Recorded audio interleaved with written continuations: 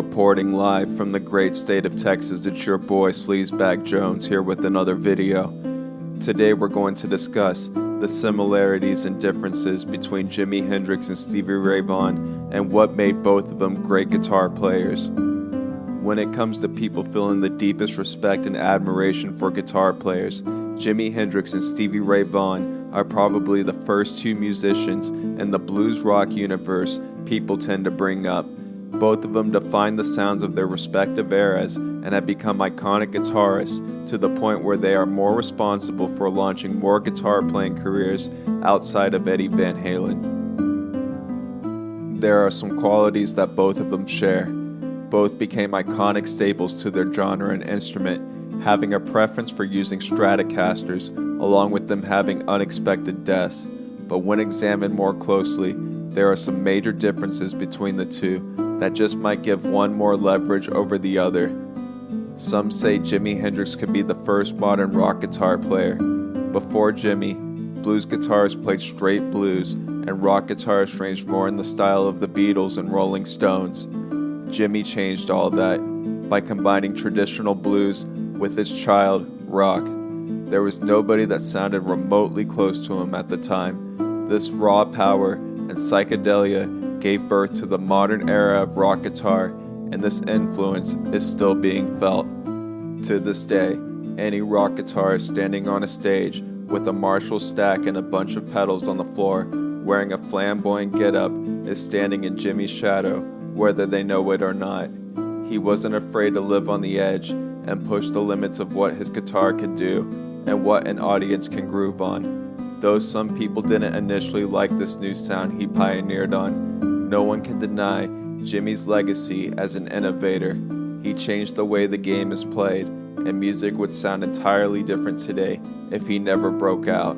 Stevie Ray Vaughan, on the other hand, was bound by tradition to a greater degree than Jimi. Even with that being said, Jimi's music was a big part of Stevie's sound. In the big picture, he was a combination of Hendrix and Albert King with a whole lot of Texas thrown in to hold it all together. Stevie's genius was taking these influences, which were way out of style when he hit the scene, and making them into something refreshing. He was also a better technical guitar player than Hendrix. It could play with precision. His take on the blues took a genre that was on the verge of dying off life support and gave it another couple years. Even with his cleaner, more professional approach to playing the blues, Stevie was arguably the best Hendrix interpreter to have come down the pike to this day, and had the respect and chops to take Jimi's music to places it had never been. Stevie's version of Jimi's song Little Wing has become to many the definitive version of that song and one of the most moving guitar instrumentals ever recorded. Stevie didn't change the game as Hendrix did, but he did elevate the level of how one plays the blues. In conclusion, who here is a better guitar player? Well, it all depends on what you're looking for. Hendrix was clearly better when it comes to innovation, imagination, and experimentation. By doing this, he established a sound and musical vocabulary that has changed history forever. Stevie, on the other hand, was a better guitarist in terms of being more by the books and could deliver a more refined version of the Hendrix vision. If you want the equivalent to the Big Bang that launched rock guitar playing, then Hendrix is probably going to be your choice.